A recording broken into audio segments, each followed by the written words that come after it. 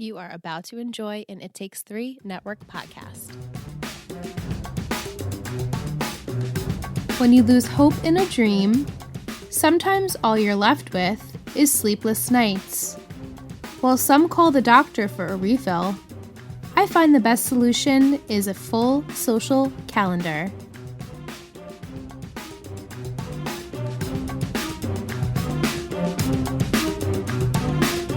Welcome back to another episode of Three Gossip Girls, a Gossip Girl podcast. I'm Liz. I'm Michelle. And tonight we watched Season 2, Episode 21, Seder Anything. Original air date was April 20th of 2009, which is almost a month after last week's episode. Oh, wow. Written by Amanda Lasher and directed by John Stevens. The summary for this episode: Serena returns from her trip to Spain with a secret. Blair makes a secret deal with Nate's grandfather, William, and Nate learns some disturbing information about his father's arrest. Dan takes a job as a cater waiter to earn money for college, but is distressed when he discovers the gig is a Passover Seder at the Waldorf Penthouse, with several of his friends and families as guests. Wow. What'd you think of this episode? I highly enjoyed the Seder parts. Yes, the Seder part cracks me up. And however, I love the whole Passover Seder. Passover has always been one of my favorite holidays, and it's so nostalgic for me. But I always love when TV and pop culture do Seders. Mm-hmm. And however, I just found, while it was funny, they're so rude to take over Cyrus's nice dinner. I know. Like, he planned this nice dinner, and literally it was supposed to be, I guess, only for Eleanor and his mother. Awkward. And Blair. But then all of these other people show up, and now they're just ruining your Seder. It's so rude. I agree. Yes. The Glassful gossip tonight is titled Schmutz Happens. For Cyrus's apron that I absolutely adore. It's just some good old Manischewitz or whatever sweet red wine that you enjoy. I was talking on Insta stories about Heavy Malagna. Have you ever had this? I believe I have, yes. It is pure sugar. Ugh. Just not a wine that you would want to drink a lot of by any means. No. But it gives me nostalgia memories of my aunt always getting it, and we always, as kids, always got the Welch's Concord grape juice. Yeah, that was a good stuff. Yeah, it was just, I love, seeing the Seder. We didn't, unfortunately, get to have a Seder this year, so, it was kind of sad, actually, watching this and realizing that I wasn't with my family for Passover. I feel like I didn't even celebrate Passover. I know. Did you watch the CDC one that they did with all the celebrities? No, I didn't. It was fantastic. And I heard it was good. It made me really emotional, actually, which is not surprising. But it just made me miss having Passover, because when I was a kid, we celebrated every year. And as I've gotten older and just things have changed, dynamics in life, family, I always say every year, I'm like, this is the year I want to have one or attend one. And Aunt has never been to one. I know he would enjoy it, even though you pretty much just drink wine. You don't eat for a really long time. Yeah, and you don't even get to drink wine until 25 pages no, into the like a legit Seder. I know, it's so true. Yeah, it's awful, but also you're all in this together. Yeah, as we keep saying, and you just bear through it. My family, it has shortened so much throughout the years. We kind of just highlight some of the important parts, and then we get right to eating, and it's fun. Do you guys still hide the afikomen? We don't. We haven't done that in a really long time. It's my favorite part as a It kid. is the best part. And my great uncle, he was so sweet. My grandmother's brother, he would, even though he wouldn't win, he would still give everyone money. Oh yeah, my Yeah. sister and cousin, we always, all the three of us, we always got pretty good money, because by then the adults are a little buzzed. Oh At yeah. least in my house, and then you really got a lot of money. Yeah, So, you would get $15, $20 Yeah. each. You're like, all right. it's Yeah, great. which is are you giving your kids good morals? What? There's a winner. It's so true. Not everyone wins. Yeah. But to get into the episode, we open up with another Blair dream, another My Fair Lady dream. Yep. And Blair is playing both the poor girl and the wealthy socialite at the same time. She dismisses her hopes and dreams, of getting into college. And so Blair does eventually wake up, and you see that there is a wedding invitation to Trip and Maureen's wedding next to her bed.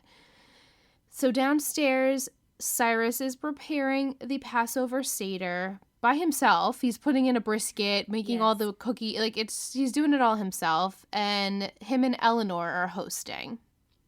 Eleanor then reminds Blair how important this Seder is to Cyrus, but Blair does say she cannot attend because it's Maureen and Trip's rehearsal dinner, which Eleanor makes fun of because she's like, you're not even in the dinner, you're not even in the bridal party, and what do you have to go there for? This is a very big night for Cyrus, and Blair claims Nate has something important to tell her, so she must go. She does also state that Maureen, who is Trip's fiance, is going to get her a potential spot in the Whitney as a junior committee, since Blair won't be attending college next year. So this is can you explain that to me a little bit? The Whitney? Yeah. It's just a socialite club from what I understand. Okay, because that makes sense of what Eleanor says, like the Waldorfs are not socialites. Right, so this is Blair. She feels that this is a good option for her to do this since she didn't get into her dream school, the only school she applied to. And then Cyrus does say that he could reach out to one of his old friends that works for NYU and get her an interview. And so she declines this initially and heads out to go meet Nate. And then Eleanor does make the statement of Waldorf women are not socialites, which I thought was great because Eleanor is a very successful businesswoman.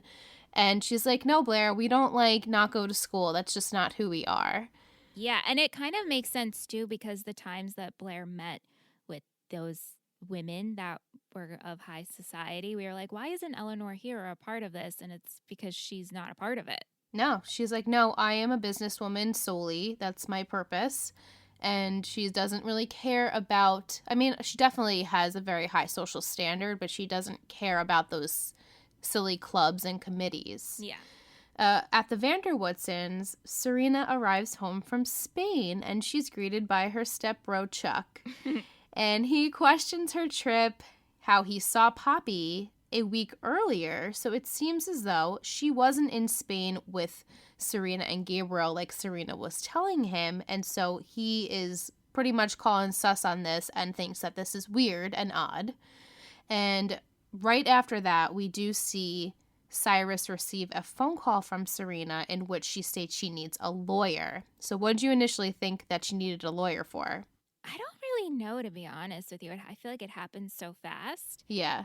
I thought definitely had to do with something in Spain, whether she got in trouble, but I wasn't sure what the trouble was. Right. That's so typical Serena. Not typical as what we see her, but as this develops more from the end of this season into next season, truly, I feel like you see the old version of what people used to know of Serena and, not what we're initially introduced to.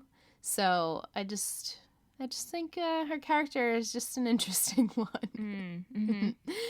At the loft, Dan comes home to find Jenny and a classmate named Wes. They're working on a project together. Jenny does later on reveal to Dan that she has a crush on Wes, and she hopes that things will progress there. Rufus enters, and he's upset because nobody really wants to buy art anymore, and Dan suggests if Rufus is only doing this for the sole purpose of getting him into Yale, he would get a job and he would look on Craigslist and do something that doesn't, mean he has to be naked or, anything like that. And Rufus is against this because he wants him to solely focus on school. So at this point, Rufy's not selling art. How are they making money? I'm not really sure.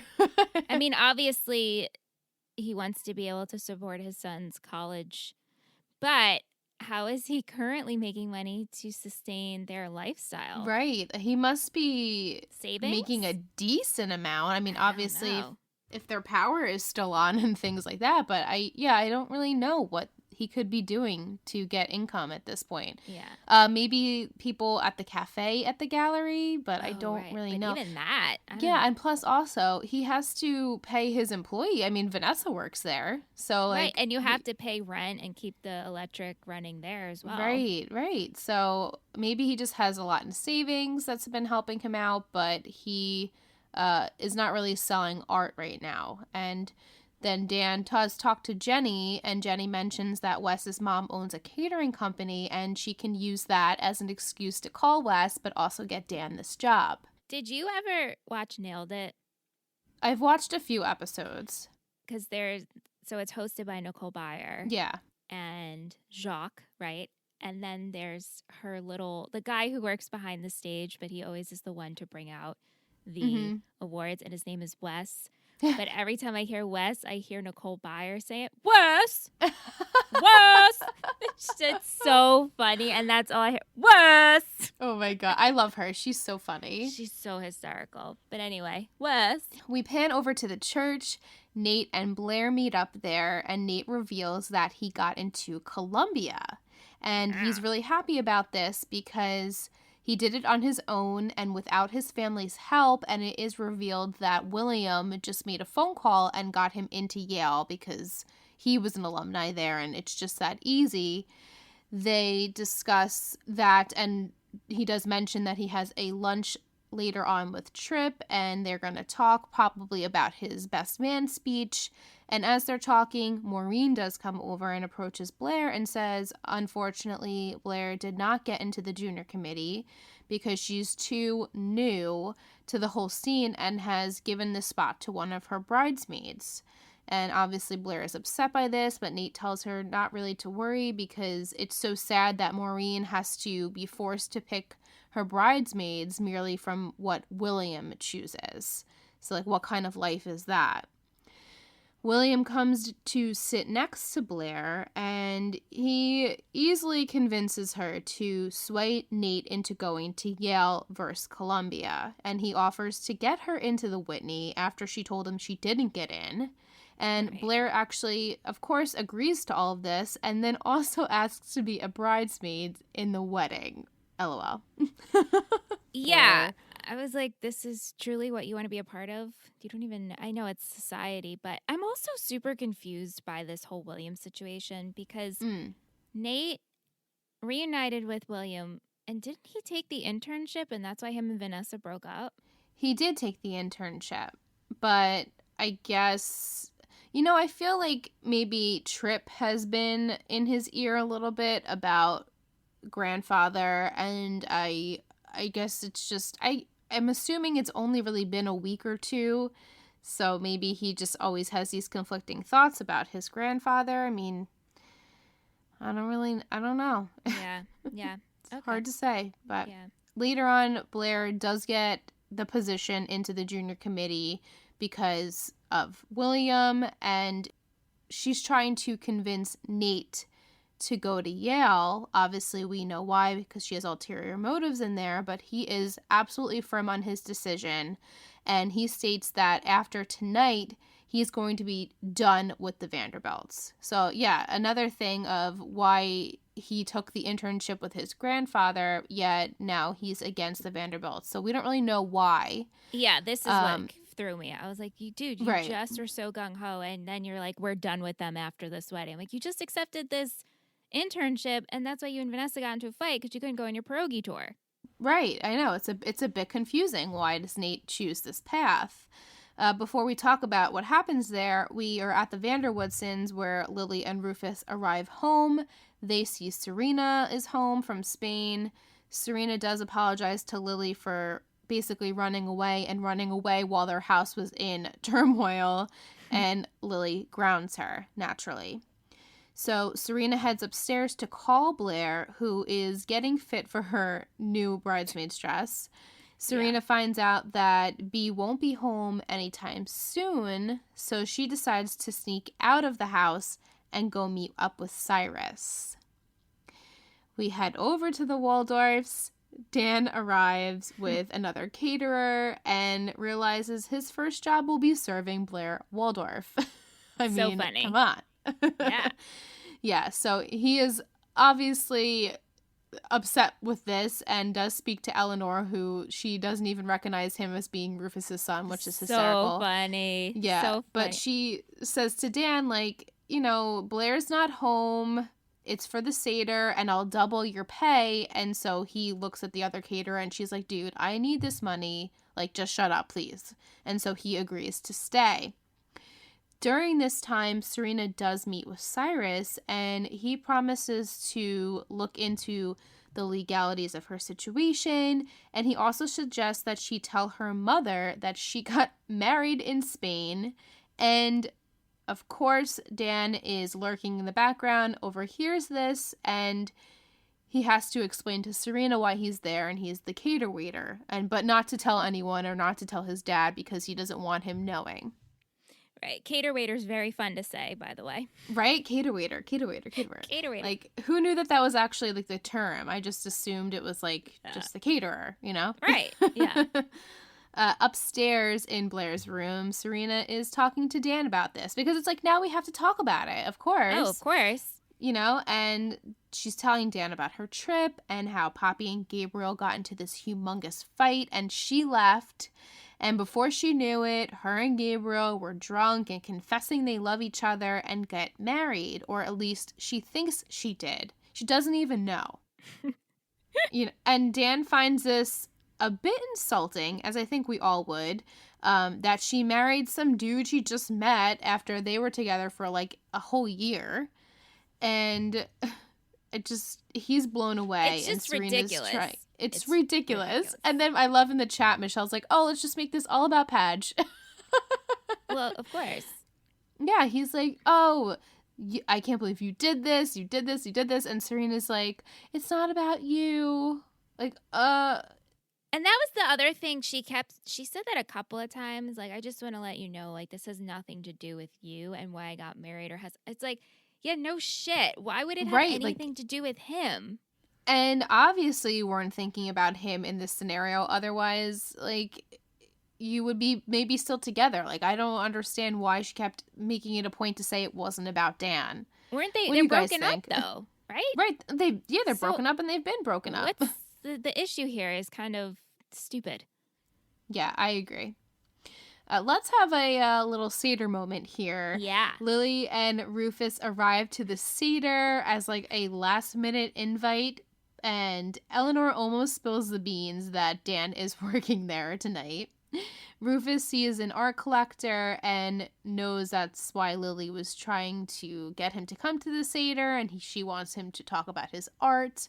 And of course, he's hesitant and doesn't really feel like selling himself to this big mucky muck art collector, but then bumps into Dan and Serena, in which Serena lies and states that she invited Dan because Dan doesn't want anyone to know he's working. I'm like, oh my god, this is so classic Sag. Like, to me. Mm-hmm. You know, like, lying for each other. It's just funny. I feel like this happens a lot. Mm-hmm. Rufus laughs that Dan is dressed like the cater waiter. I love this part. And Lily says that she doesn't want to make a scene at Eleanor's, so she'll chat with Serena later for sneaking out. Everyone is kind of confused why everyone else is there. It's like this ongoing mystery of who everyone is and why they're there, and they all head to sit at the table. In the beginning of the Seder, Gabriel arrives looking for Serena, and Dan goes over to tell Serena this, and she gets up to go greet him, and of course she wants him to leave. I mean, this is so super awkward. Like, he just shows up at her friend's house wanting to talk to her. But also, we have to know that she did run away from him. Like, she just left without notice, so he's confused. And the whole audience is confused. And you're like, what is happening here? Yes, exactly. You know? Very confused. Gabriel with that smile, I just want to, like, slap it off his face sometimes. Something about him. No, same. And also just so rude to show up not, like, he said he called Serena's house. Right, and we assume that Chuck answered. Right. And told him that she'd be there. Right. So then you show up to someone you don't know. I know, it's so awkward and ballsy of him to do that. So her attempt at like getting Gabriel to leave is to tell him that her and Dan are still together and she made a huge mistake going with Gabriel and she really still loves Dan. Eleanor comes over, she interrupts them, and of course Gabriel thinks this whole thing is sus. He's like, this is not right. You never even mentioned this guy before. Eleanor then invites him to stay, and he accepts this invitation, which is shocking. Like, and his answer random. and his line was like, yeah, of course I'd like to stay. I'd like to see the people around you so I can understand you better. Yeah, like get to know Serena's friends and family. Like, ew. Yeah, so he can understand her better and her actions. Right. What? Which you'll never understand, but okay. We have a really funny Seder scene of Lily questioning Gabriel if he's the guy she went to Spain with, and then the art collector is like trying to talk to Rufus. Dan is pouring the wine, but is then forced to sit at the table because Serena says they got back together, and everyone's confused and questioning them, and they're holding hands, and Gabriel's looking, everyone's looking, and this all gets to Dan's head because he eventually snaps and tells everyone he is the cater waiter, and, you know, he didn't want to tell anyone, and they're interrupting, as we said earlier, like, they're interrupting Cyrus's Seder. They're all supposed to be making the prayer for the wine and the matzah and the bitter herb, and, like, every time Cyrus goes to say something, someone is interrupting him. Say the blessing after the meal, sing a few songs, and then we're done. So, as soon as everyone has some wine, we'll begin. Wait. We haven't started. Oh, I'm sorry. Are you the Gabriel as in the Gabriel that was in Spain with Poppy and my daughter? Yes, in fact... Cyrus, this wine is delicious. Oh, well, thank you, dear. We're not supposed to drink it until the blessing, but we'll make an exception this time. Rufus, do you represent any artists worth my attention? All of my artists are worth attention. Otherwise, I wouldn't represent them. Yeah, and Gabriel took Elijah's chair. They already moved it once. Right? I know. I love this whole thing.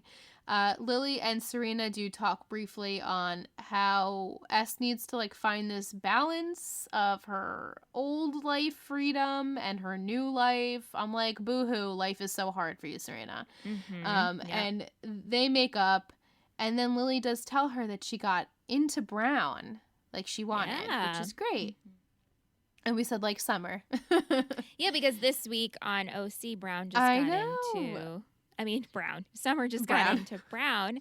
And so it's like our two shows are truly lining up in their own way. They truly do, like to a T for this season. I think it's so funny. So Serena does admit she doesn't really know what to do about Gabriel. And then the other cater waiter comes in and she tells Serena that he just got up and left. So she goes out to find him. She tells Gabriel she's so sorry and that she was freaked out about them getting married. And he confirms that he doesn't even think they actually did get married and he just wants to know Serena. And she's like, oh, that's great. And so they decide that they're going to be together and they start kissing. Are you confused by this as I am? Why are you confused? No, I guess confused and confusion is the wrong word. Flabbergasted? You thought you married this person you were hooking up with and having fun with. So you run away. Because in your mind, you made a mistake. I get that. But now that you know you're not married, it's like, okay, cool. I want to hook up with you and let's date. Even though you just lied and said you were in love with someone else. Yeah, like he doesn't really even care about that. He just is like, all right, let's do this. No, but even in her mind. Yeah. Like she's like, okay, good, we're not married? Oh my God, that didn't happen? Okay, we can totally make out then and date. What? Right, like it's bizarre. Yes, it is bizarre. It is. I know. It's totally bizarre and totally Serena.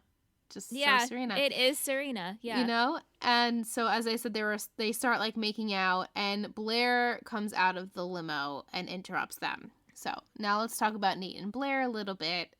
We're at the rehearsal dinner after Nate, has told Blair this is the night they're going to end it with the Vanderbilts. And so Blair is super uneasy about Nate's behavior and that he's decided on Columbia, and he decides he's even going to give his grandfather the cold shoulder.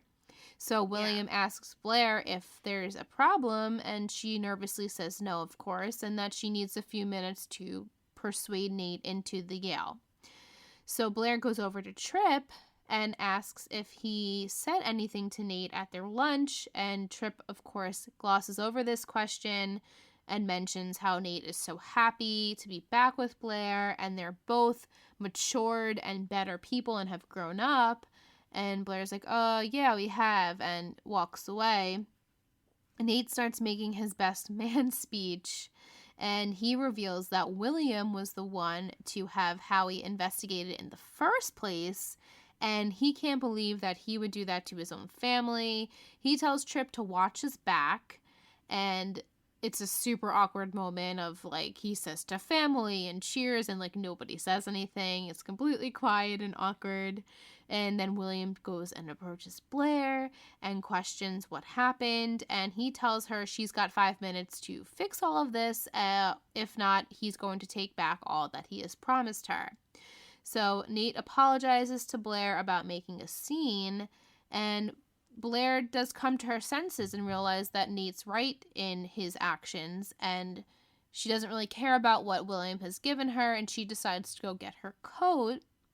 But while she's gone, William goes up to Nate and pretty much explains what Blair has been doing and scheming behind his back, and he also claims that he only got the feds involved for Nate and Anne's benefit, and only after he asked Howie to stop, and Howie said no. And so Nate does believe his grandfather and believes what he says about Blair. So outside, Nate confronts Blair and says that he knows what she's been up to, and he thought that she changed, and it's clear that she hasn't. So he sends her off in the limo, even though Blair is pretty much trying to back up her intentions, but of course she failed at this because she's still learning.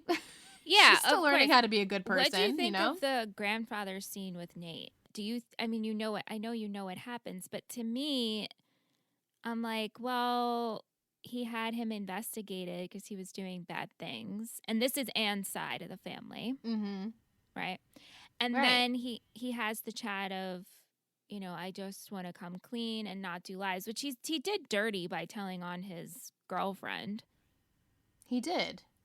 Yeah. But I also feel like Nate, he doesn't even think about it that way. He just, I feel, you know, William is very persuasive, as we know. So he's like, okay. And has power. Yeah. Exactly. So he's like, I was just trying to do the right thing by you and your mother, but also listen to what your girlfriend has been up to.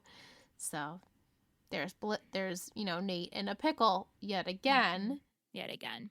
Yeah. While this is happening, Jenny is hanging out with Wes at the Vanderwoodsons, even though her father is out, so I don't really know why they couldn't just hang out there.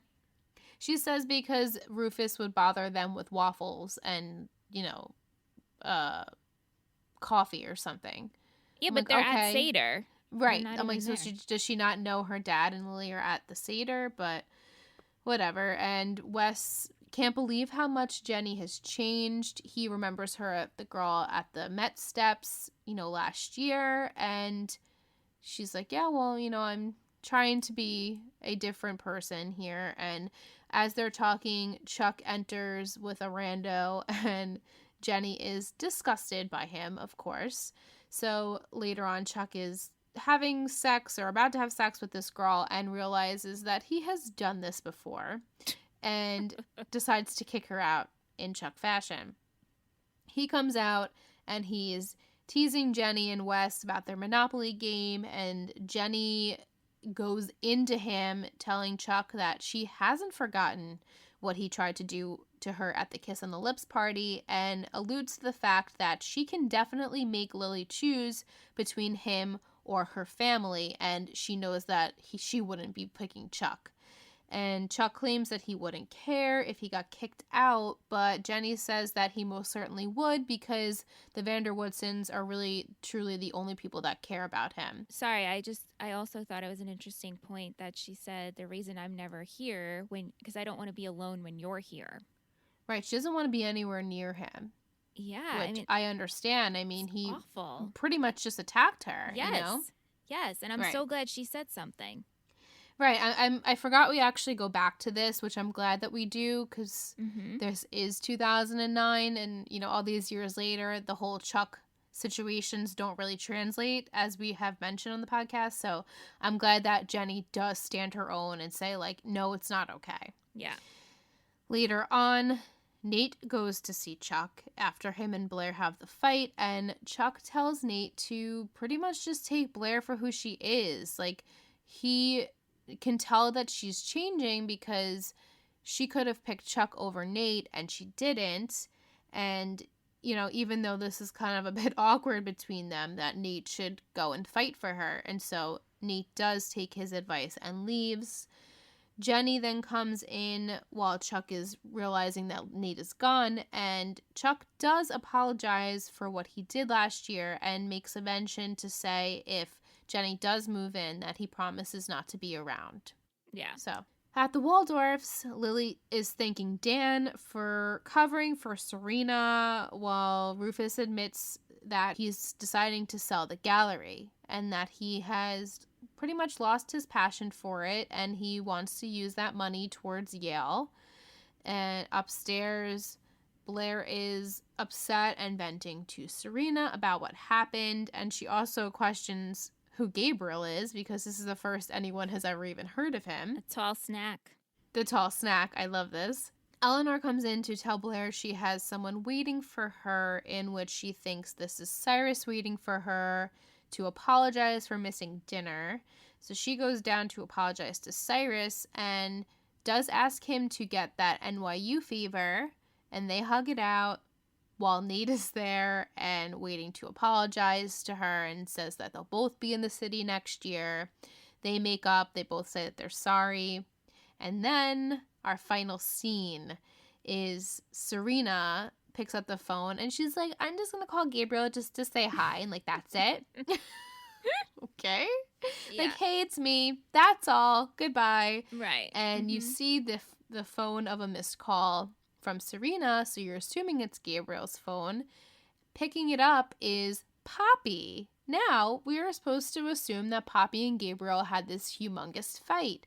So Yeah. why are Poppy and Gabriel hanging out? And she demands to know everything that's been going on. So what could possibly be happening? Yeah, but he's also getting undressed.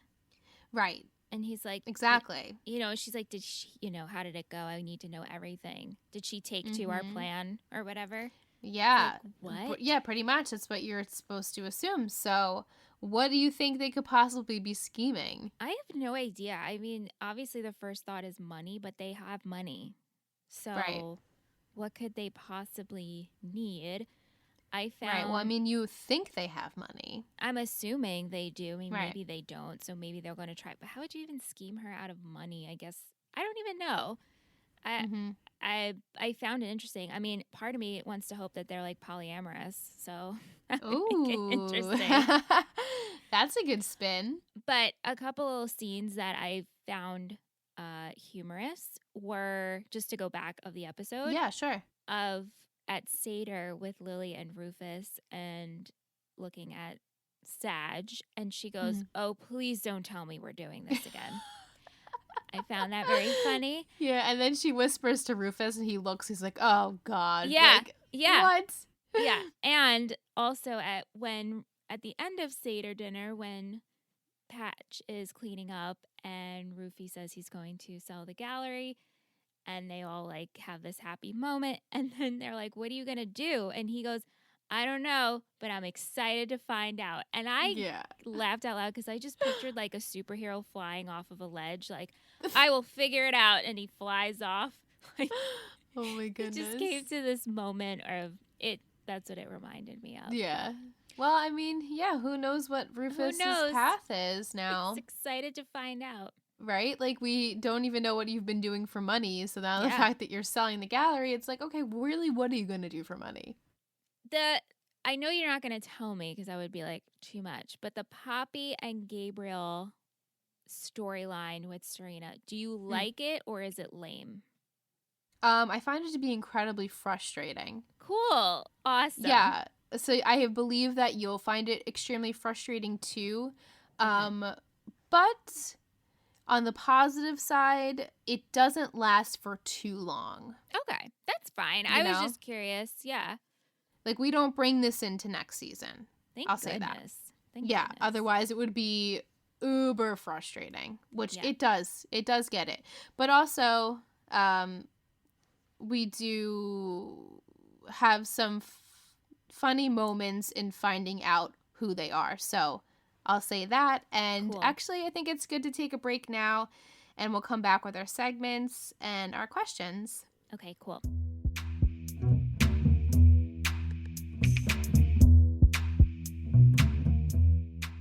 Hey, you!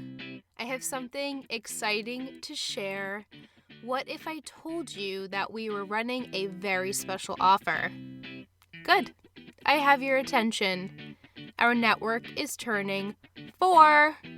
I am sure you have heard of Patreon by now, but if you haven't, it's a website where you can support your favorite creators like us.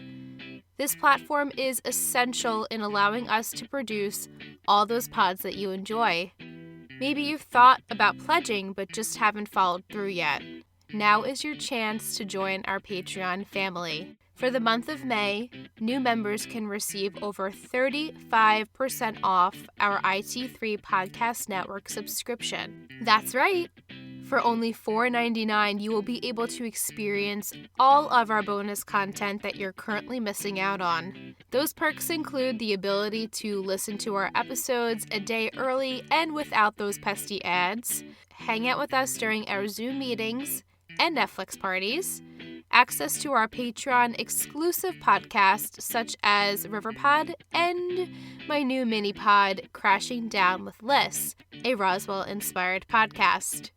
In addition to all this, we think you'll truly enjoy getting to know everyone and form some pretty cool relationships. This is a limited time offer, and we would love to have you become part of our fam. Whether you choose to join or not, we still love each and every one of our listeners and appreciate all the support you have given us throughout these years. Come on, just think about it.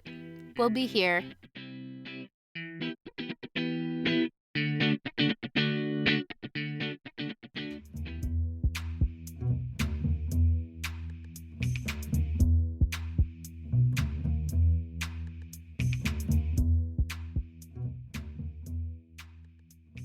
All right, welcome back from break. We're going to go into our trivia. This episode is based off of the movie Say Anything. Good movie, classic 80s movie. Yeah. This episode apparently takes place on April 18th, 2009. I guess that's from the wedding invitation? Oh, no, because the wedding didn't happen yet. I don't know. The photo of Blair and Nate at the Young Fellows Ball is a photo that was originally taken in the episode High Society at the Cotillion, which we go back all those episodes ago to first season when Nate and Blair go to Cotillion together. Yeah. It's like yeah. flashback. The van of the catering company says Le Petit Oeuf, the same restaurant that Miss Carr and Dan were caught flirting in during a previous episode. Oh, I like that. Yeah. And interesting enough, TV.com had Blair and Chuck tied for their MVP this week. What? TV.com is whack. Confuses me generally on their Maybe MVPs. it's constantly opposite day. Maybe you're right. I believe that is true. Music we had in this episode: Right Round by Flo Rida, Is You or Is You Isn't My Baby by Dinah Washington, Inside Out by Miss 86, Runaway by Yeah Yeah Yeahs, Whatever Lola Wants by Gotan Project and Sarah Vaughan, Graffiti Eyes by Stellar Star, and Peer Gynt Suite Number 1, Yes! Opera 46, the third Anitra Stands by Bijart, Engelset, and Malmo Symphony Orchestra. Sorry, everyone. There Hope you it enjoyed. is. It's been a long time. There it is. Give me that concerto.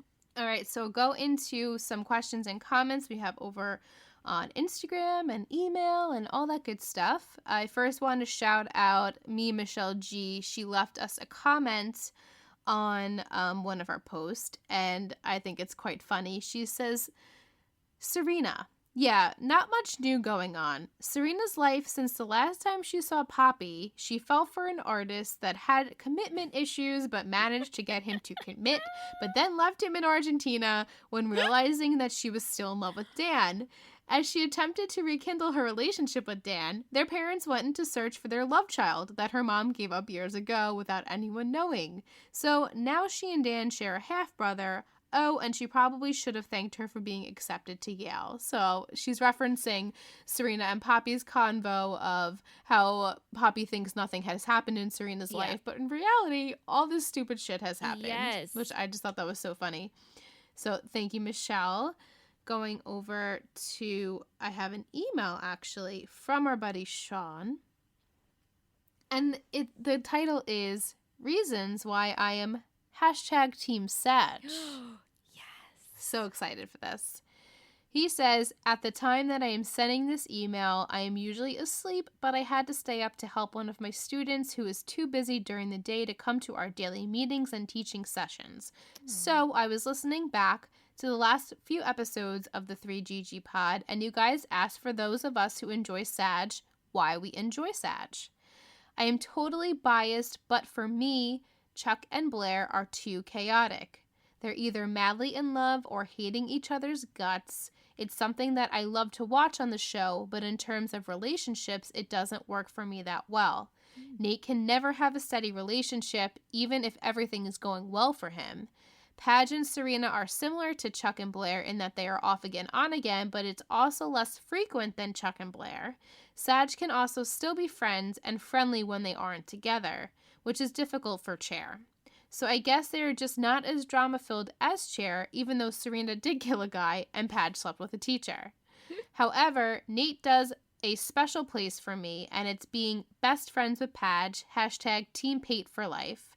Season 3 is when I become a part of #Team Pate for life, and I still get to enjoy my precious Sag as well. Odds are that this email won't make sense to anyone else but me, but hey, at least I tried. I bet Mike would agree to that. Thank you, John. I would think Mike would totally agree to this. Our other team Sagger. I actually agree with this, and I did email Sean back in my thoughts. Of course, there are some spoilers in there, so I won't really go into it. But watching this with different eyes, as much as I do hate on Sag as a couple, they are way less dysfunctional than Chair. And yes, I find I myself cringing almost watching Chair and thinking to myself, how on earth was I absolutely in love with these people?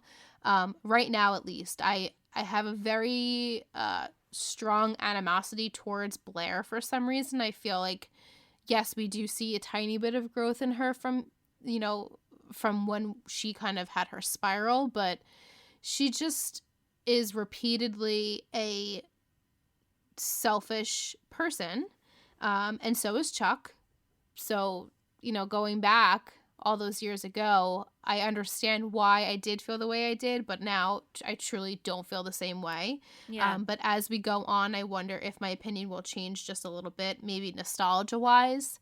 But I do agree that Sag, they are good at being friends. They are mature when they are friends. And so They are. Yeah. respect that in them. I find, for some reason, I did ask this question on Instagram and nobody has responded yet, but I'm hopeful to hear from you guys. There's something about Serena that is pissing me off lately.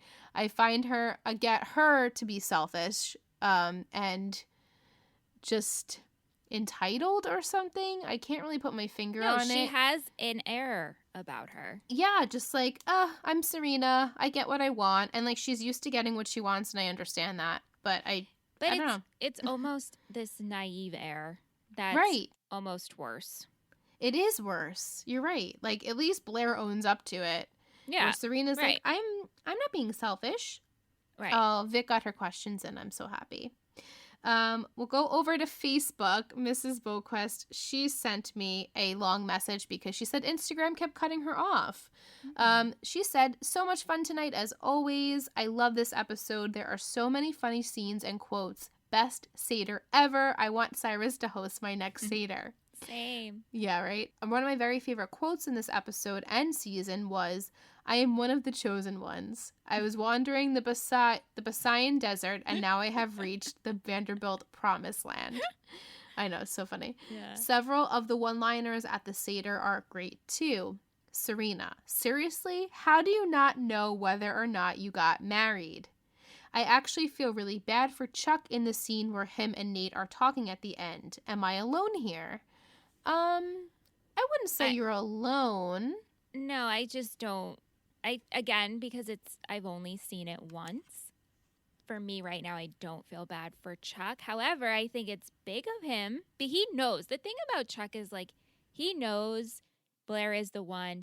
They just can't make it work right now. And I always appreciate that scene they had of, like, you're right, just not right now. Mm-hmm. So right. While it's painful to him that his best friend is dating her. Right. And he does own up to it. He's like, oh, she could have had me, but she didn't, and she chose you, and it's because I'm not mentally stable yet. Really, that's what it comes down to. He can't handle it. Right, and I even think that conversation he had with Jenny is him realizing all these pieces of why he is so unstable and emotionally cut off from the world, and I think he does realize it and wants the best for Blair and does want the best for Nate regardless of what is going on. And she does also ask, she says, Michelle, based on your question in the Netflix party, are you not feeling Nate and Blair? If so, why or why not?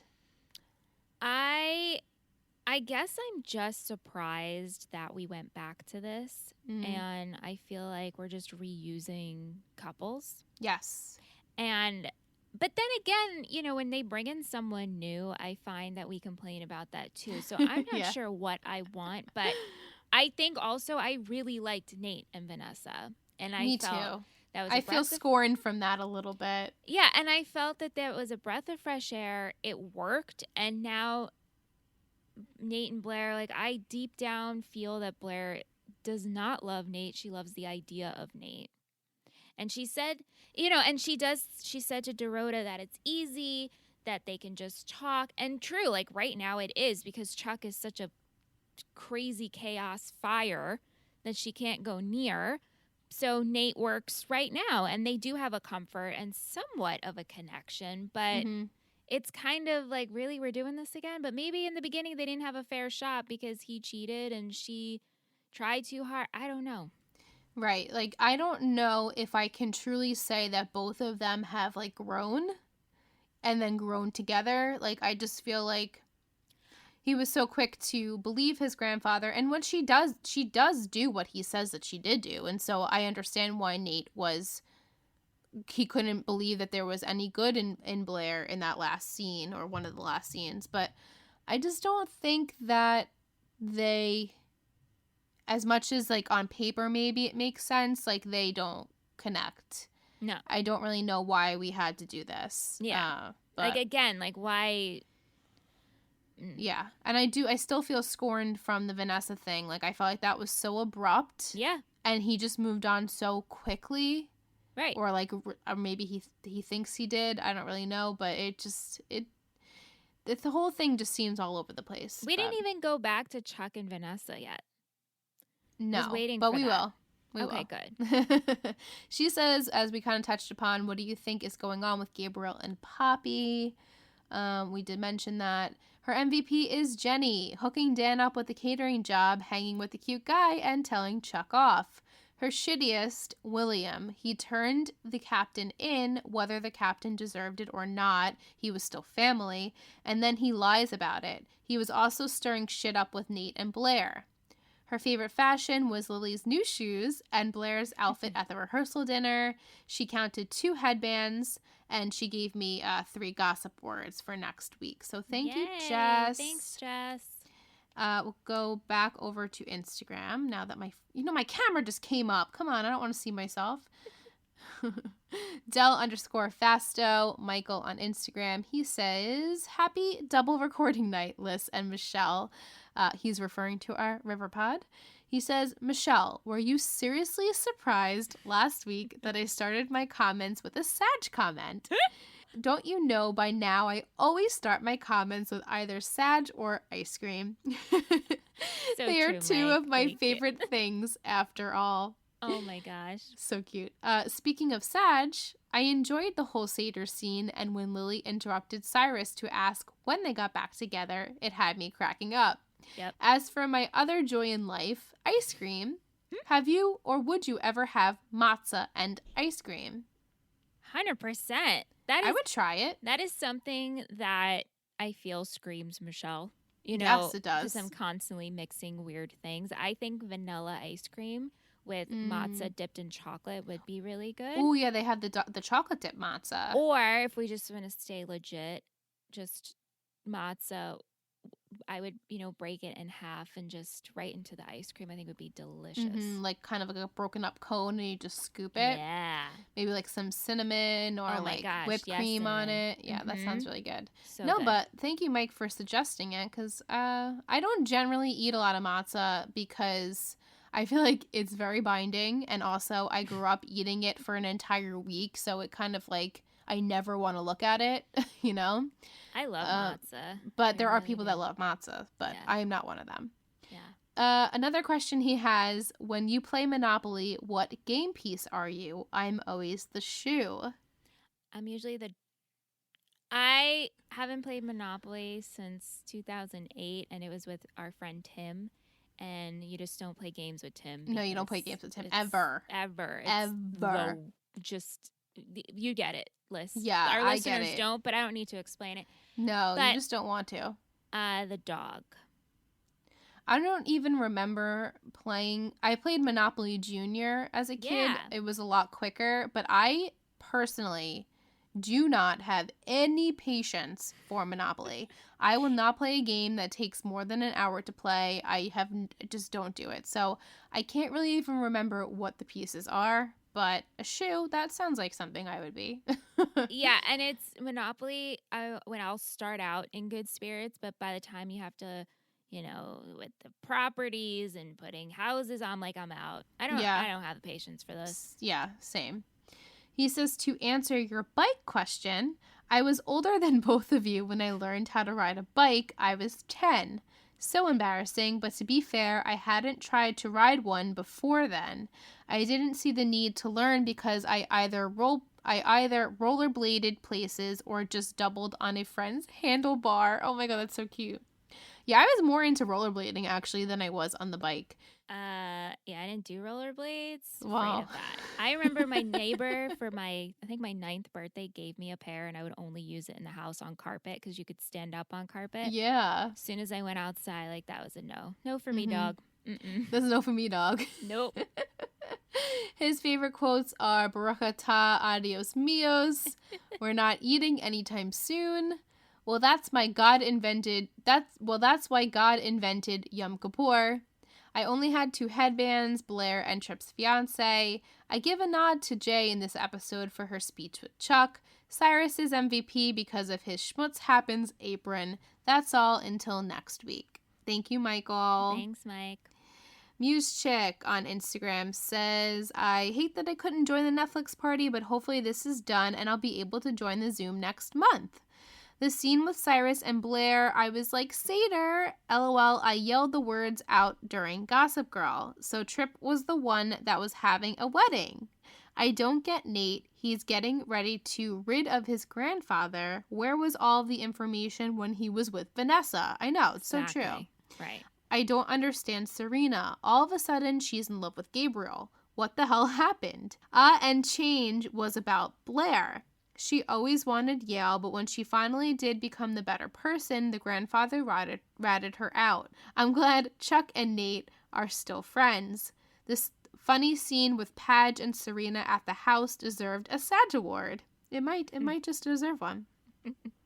I also don't get how Serena stays with Gabriel to keep him company instead of going with Poppy. Oh, I think she means in Spain. I also don't get how Serena stays with Gabriel to keep him company instead of leaving with Poppy. Yeah, I agree. Right. Why didn't she leave with her friend? Right. She says, ugh, Blair and Nate, I just don't like it. Did you ever get a job to help your parents with money? No. No, I didn't. I Just didn't. to help me with money. Help myself with money. And I didn't get a job until, I didn't have time for a job in elementary school, high school. You know, I always was dancing, so I had no free time to ever work. But my friends did, I just didn't. Sorry, Mom.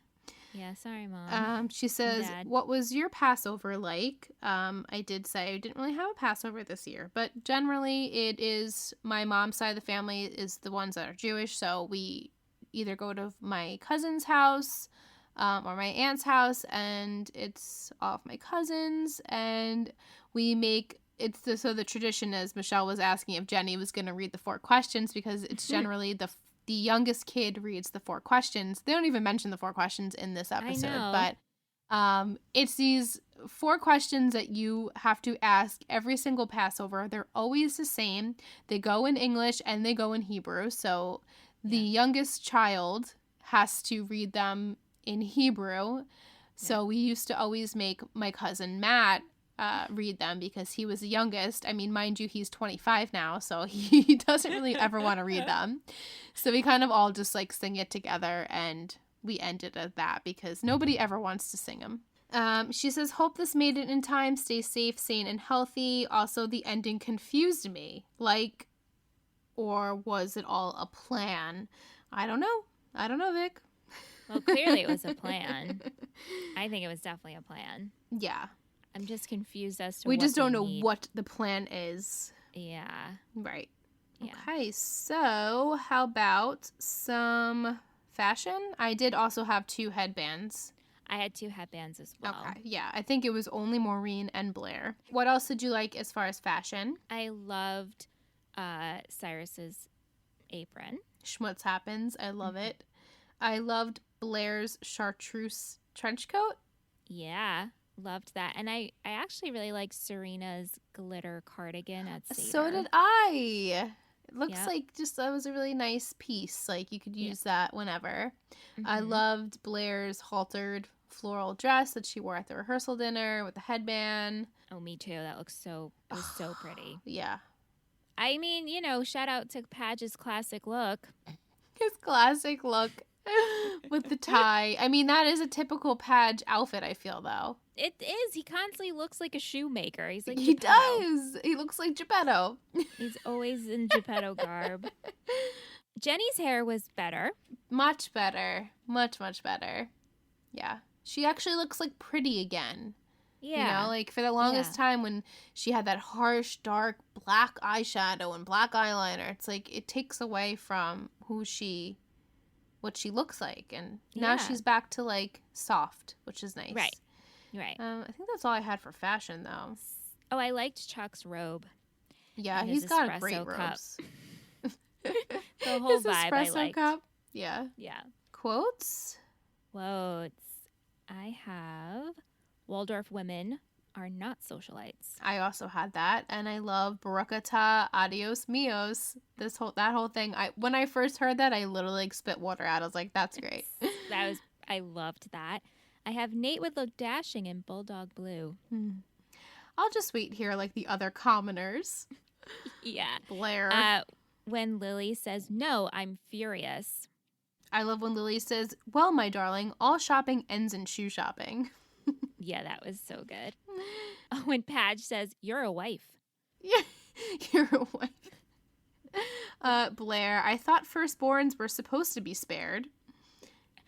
Also, when Lily and Rufus arrive and Eleanor thanks Lily for pretty much inviting herself, but then she sees Rufus, she goes, "Rufus, mwah."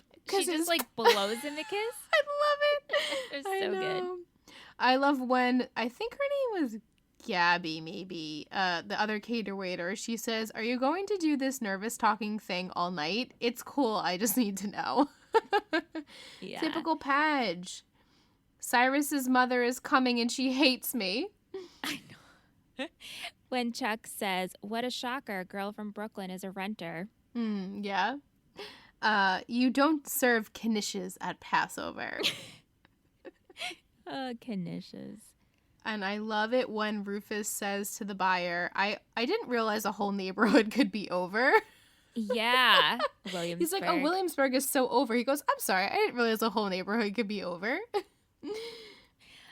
When Blair is with Serena and she goes, "That tall snack you were devouring." And Michelle and I in the Netflix party, I was talking like, I thought that snack was like a new thing that like Jenna and Julian made up on their YouTube videos, but apparently it's been ongoing since 2009. So who knew? We're just No, but not up with to the trends. touch upon that, I also thought it was like a newish term, and I started like using it. I don't really use it, but Nicole at work, my work wife Nicole, she's been a guest on Gossip Girl. She would always tell me she would tell her boyfriend that he's looking good like a snack. You looking like a snack, and that used to this accent would make me die of laughter. And my so to God. hear this, I'm like, oh, this term. It's a real term, apparently. It's been around for a while. I know. I didn't realize, but I guess it has been. We never used it. Right. We can go into MVP and shittiest. Yes. Okay, MVP on 3. Okay. 3, 3, 2, 2, 1. 1. Jenny. Jenny. Yeah. Yeah. Sorry, Kendall. Don't hate us. It's Jenny. Yes, sorry, Kendall. This one's dedicated to you. I mean, This how can one's Kendall, really, though, I wonder who Kendall's MVP would be for this episode. It Yeah, doesn't have Kendall- to be Jenny. Let us know who it would be. But, like, Jenny had a really good episode. We got to give her that. Yeah, she stood up for herself. Yes, and I'm so glad she addressed it, and she got Padge a job, and she's hanging out. He seems like a nice boy. Wes!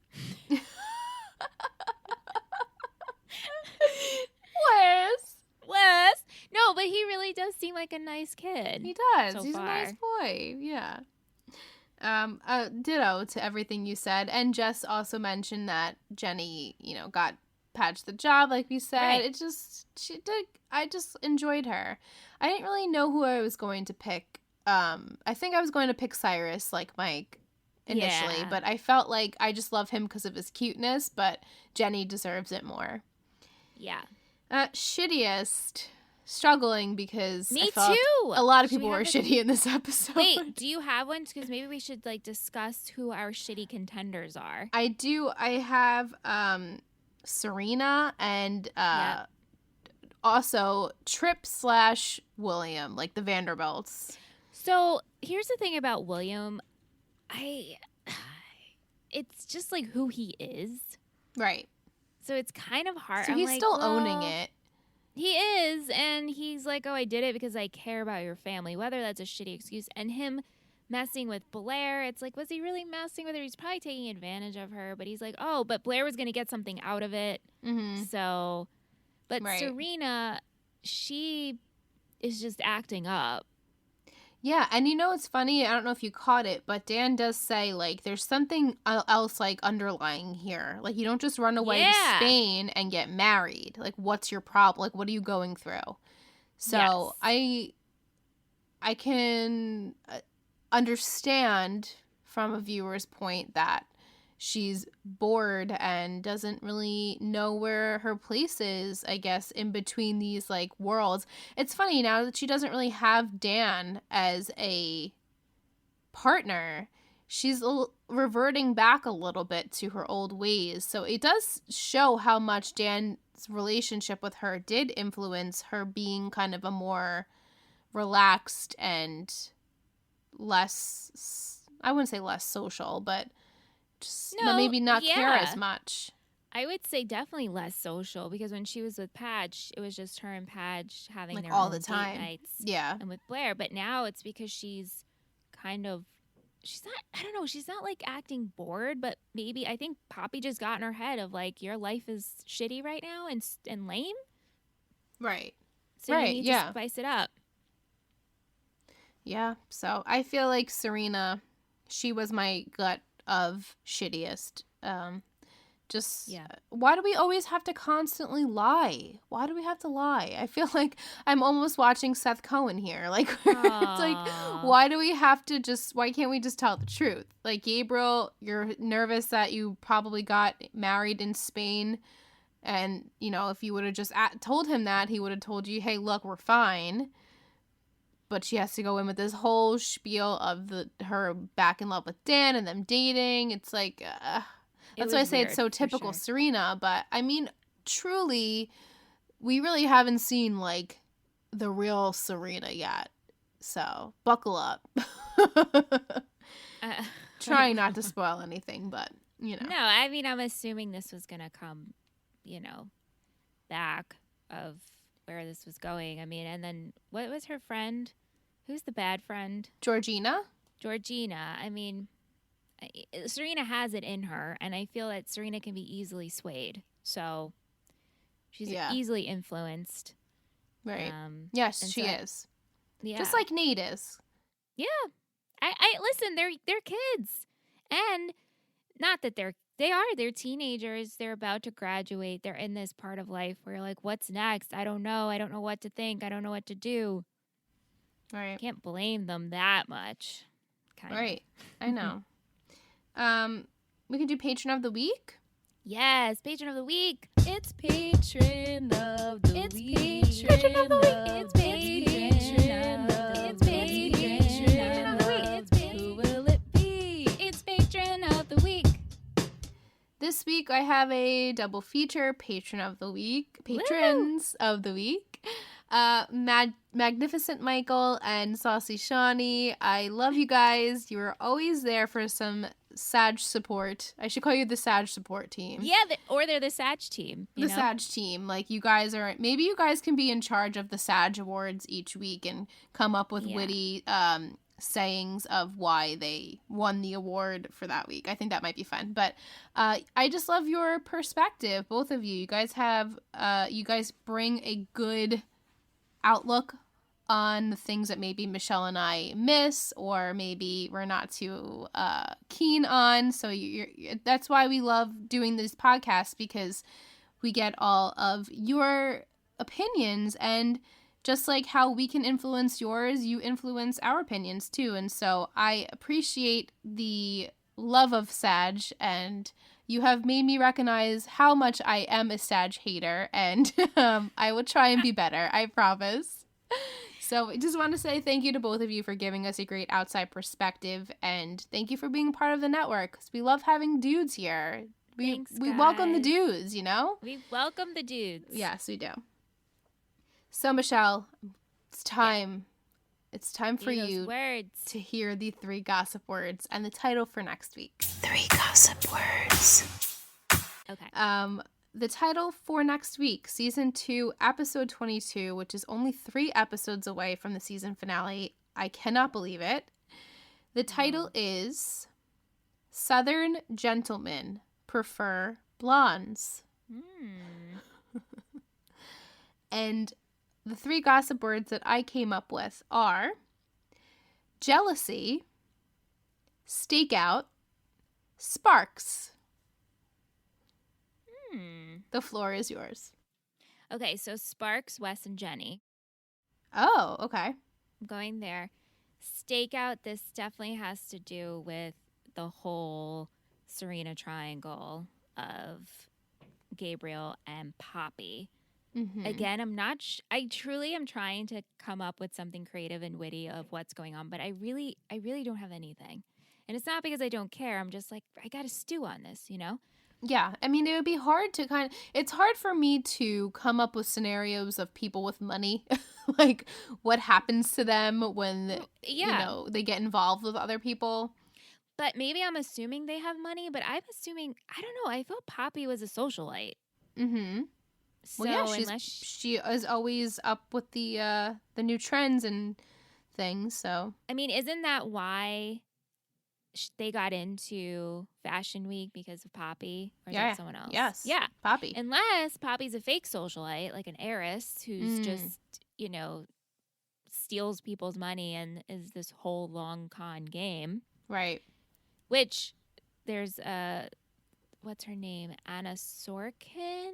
Yes. My friend Anna, I read that book. It's based off a real story about an heiress who conned a bunch of people in New York. It's very good. Yes. And apparently HBO is I something of it. watched a true crime video on her. Oh, did you?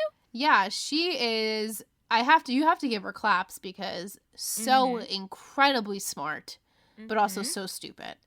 Yeah, Like, it's amazing. What was it?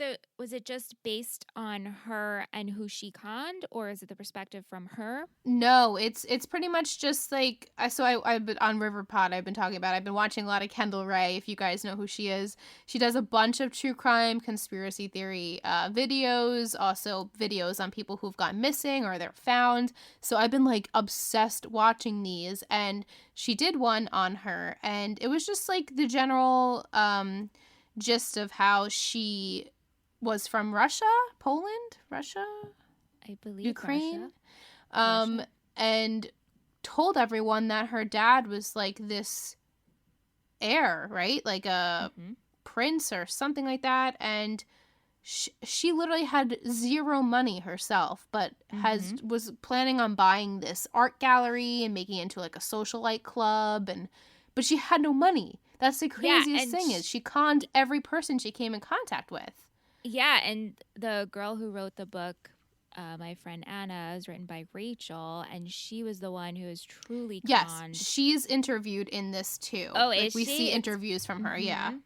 Yeah, she's a brilliant girl too.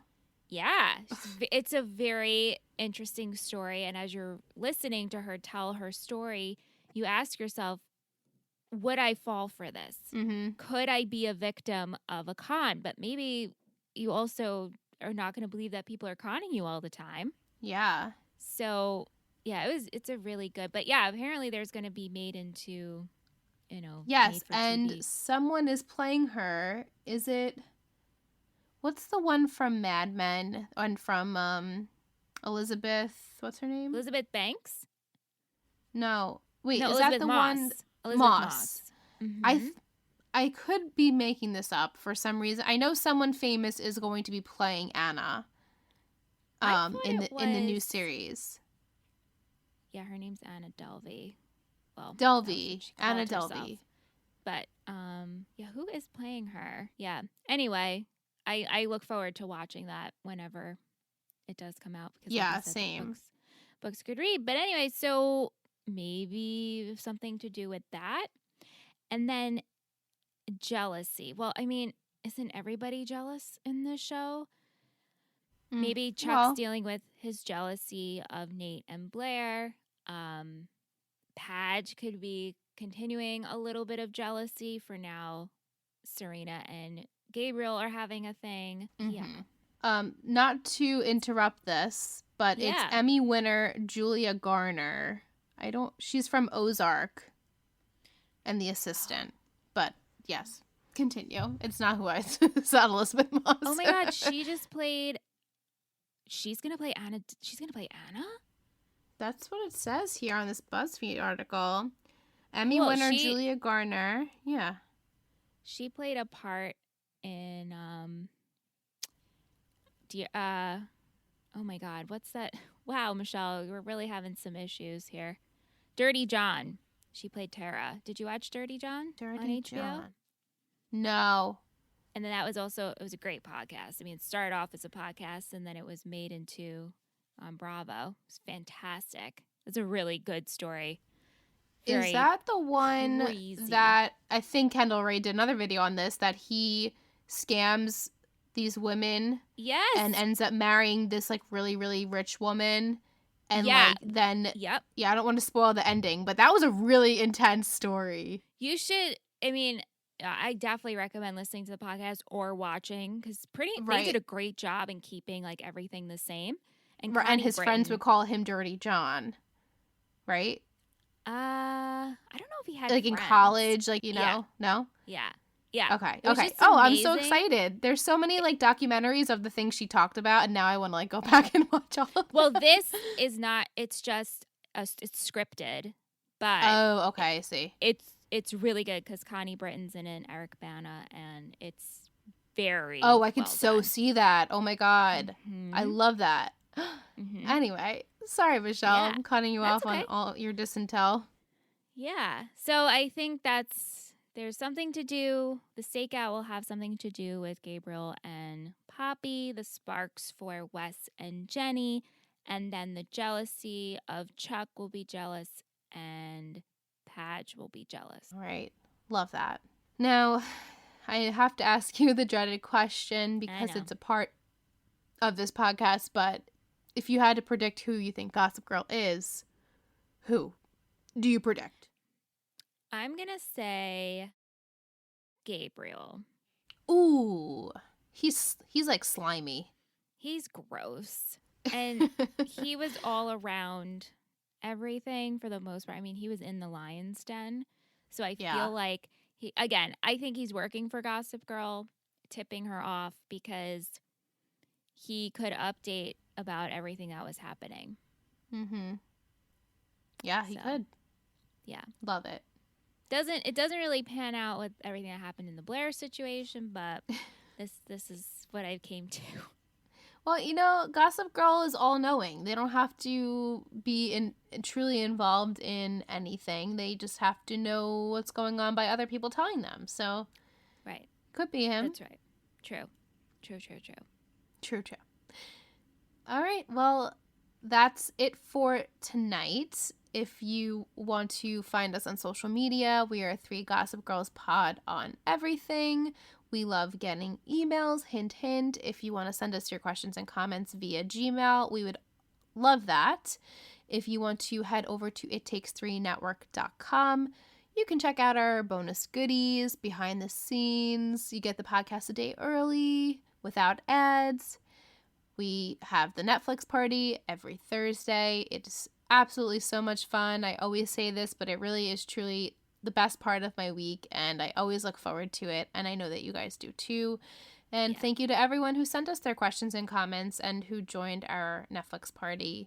We love doing this, and we wouldn't be here if we didn't. So we will talk to you guys next week. I cannot believe we're on episode 22 Oh my gosh, of season 2. Crazy. Yeah, 3 more left. So Wow. until next week, guys. You know you love us. XOXO. Gossip Girls.